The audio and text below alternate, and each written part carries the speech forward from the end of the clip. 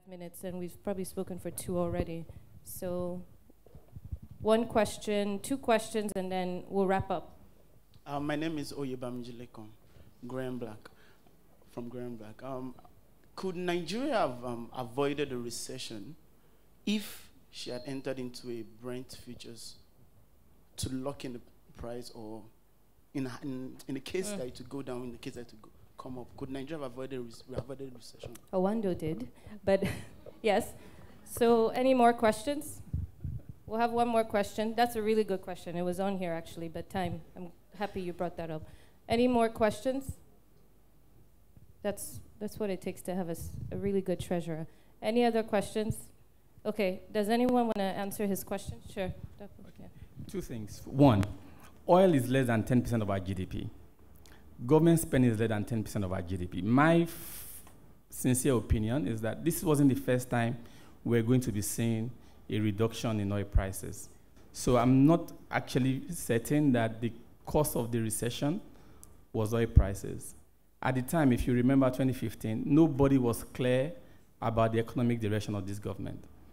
We had no minister, we had nothing, and it was a new government. We had no budget, so there was lack of business confidence, both by local investors and by foreign investors.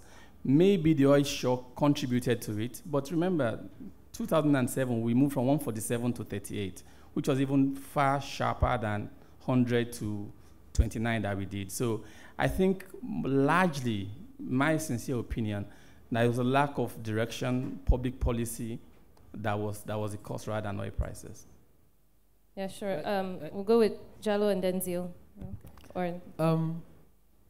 Hedging would have helped, but today, I mean, forever that I know Nigerian oil producer or NNPC sells its crude in the spot market, if I'm correct. It has always been that process, and there's a reason why they sell their products in the spot market. Maybe when we investigate further, we can discuss that and tell you why they prefer the spot market than to, other markets. The Nigeria Economic Summit Group in 2014 in October, when the government came into power, did a presentation and gave 3 scenarios that was going to occur in Nigeria within the next 2 or 3 years.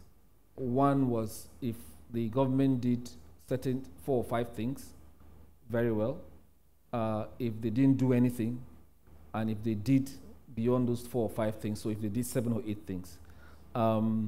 While we entered into recession, and the following year when the recession came in, at the NESG again, there was a presentation done by, again, Doyin Salami, who said, look, you remember the year before in 2014, we said the government should do 3 or 4 things, and they didn't. And we predicted that if the government didn't do anything, we were going to enter into recession. They did 3 graphs, actually, probabilities of what will happen. So government did not do anything within the first 1 year, and doing nothing meant we had a foreign currency shortage. They didn't act on it before it started, when it started, and when they did act on it, it was a little bit too late. And if you remember, our inflation today, which typically leads to what the recession is actually demand-driven. It's not production-driven. So if you notice that all of our imports that go into raw materials, that go into what we buy, what we eat, is actually driven by. So the moment you see any movement in the currency market, that's what typically affects us, rather than the value of the crude itself, which is an effect in some way, but certainly that's not the driver. Zil, 30 seconds. I hold a slightly contrary view to Dakwa. Yes, oil may represent just 10% of our GDP, but it's over 90% of our foreign exchange earnings. And because of the foreign exchange scarcity, we then had the blowout in the exchange rate, which drove inflation. The scarcity also affected the manufacturing sector significantly, and then we also had a reduction in manufacturing. We had a reduction in output. We had a loss of jobs. So a lot of those things accounted for that. And if we would never know, but I believe that if we had taken some mitigation against the falling oil prices, it may not have averted a slowdown, but I think it would have averted a recession. Things were inevitably going to slow down. But for how long? We could, at the time, I remember clearly, 2014, the price of a $70 put option for 2 years cost 60 cents. because oil was at 105. I said, with 60 cents, you can buy protection at $70 for 2 years. We didn't do that. So the things we could have done, we would have had a slowdown, but we would not have had a foreign exchange scarcity. There won't have been that pressure. Manufacturing would have been under pressure. We won't have lost our jobs. Invariably, I think the recession may have been pushed, averted, reduced, but certainly there was something we could have done. Discussions for drinks. So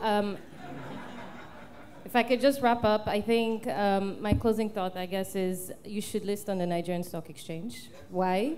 Because I've helped companies prepare for IPOs, and there is a process that goes into, for example, figuring out your risk management strategy. And you see CFOs who are like, oh, geez, I didn't know I had this risk or that risk. And then you start to think about what you need to do to mitigate those risks, and that could include derivatives. So with that, thank you, and thanks to the NSC for hosting us. Have a good evening. Thanks to a great panel and a great moderator, Alice Tomdio from PwC. Thank you, that was great. Alice, yeah, come take your family photo. So as they are taking the family photo, that's it. We're about to end, but before we do, we'll have a wrap up and some closing remarks from a gentleman who, the guy had, he had a very high bar to get over, because last year's conference, if you were here, was really good. I think it was one of the best. So the guy sweated for the whole year thinking, how am I going to keep that standard up? I think he did. I think this conference was even better than last year. So please put your hands together for the guy who worked hardest for it, Tony Ibeziako, the Divisional Head, Listings and Business Division of the Nigerian Stock Exchange. Come forward and acknowledge. Tony, you haven't slept for how many months now? Tonight you can just rest your head on that pillow, man.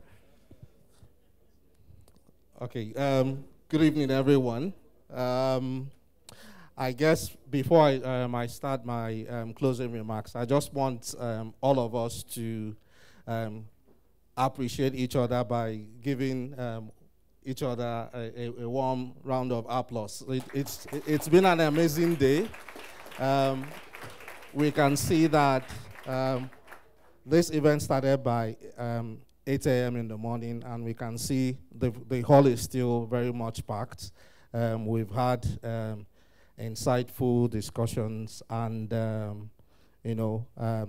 reason why we wanted to have this event, this is the 5th series, is capacity building, collaboration, information sharing, and to show the opportunities that is very inherent in this market. And for me to show that Nigeria is ready for business and the NSC is ready for business. To help me with the closing remarks, I want to call on my colleague who actually helped deliver this wonderful event. It was a team effort. It was something that we all put our hands together to do. And we wanted to make sure that the high standard that the NSC is known for and that the CEO of the NSC is known for. Last year, the bar was raised, and this year, he wanted the bar even raised further. And we hope that what we've seen here and the attendance and the level of discussion that has happened here, Oscar, we hope we were able to delight you and deliver on that mandate. Without much ado, I'd like to call my colleague, Moraya Adekunle, to make the closing remarks.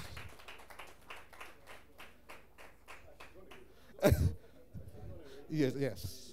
She's shy of the spotlight. Okay, I hear Moraya is engaged. So on behalf of the council, the executive management of the Nigerian Stock Exchange, I would like to thank mostly our sponsors.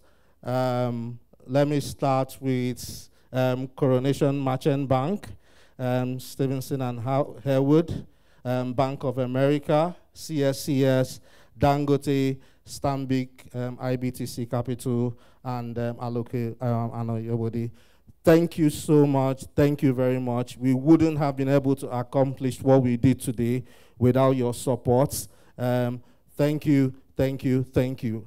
We also want to thank the panelists. We also want to thank the Minister for Works and Housing.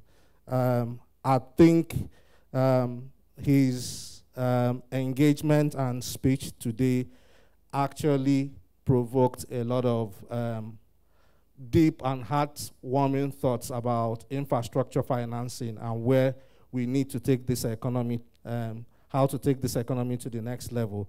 It's also very imperative to also mention that he actually came into the country this morning and he felt it was important for him to join us in this, at this conference and to share his vision about the way to move the country forward and to how to close the gap on infrastructure financing. We want to thank him. We also want to thank the executive management of the NSC for the support and for giving us this platform. We want to thank all the market operators that came. And most importantly, we want to thank you, the delegates, the audience, that you stayed back. It's a Friday, and I'm sure we all have things to do. A lot of us have been out of the office for the whole of the day, and you've stayed with us, and basically we want to say thank you. Enjoy the rest of your weekend, and God bless. Thank you. This conference now comes to an end.